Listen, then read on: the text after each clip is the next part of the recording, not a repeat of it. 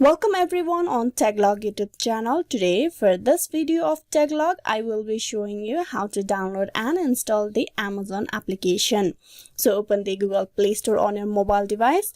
This video is particularly for the Android users. So if you are using a iOS device, you need to tap upon the App Store and there you will be able to download the Amazon application. So here, once you open the Google Play Store, tap on the search bar on top and then type in Amazon. Tap on search. There's the Amazon shopping application. Tap on install beside it and wait for the application to be downloaded. Amazon is one of the most popular worldwide used shopping place or the web page where you will be able to find each and every product that you are looking for.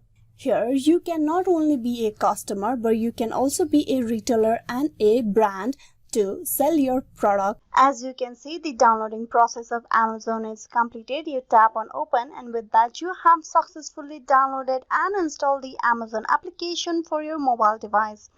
Hope this video was useful on how to download and install the Amazon application. Please like and subscribe the Taglog YouTube channel. Thank you for watching till the very end.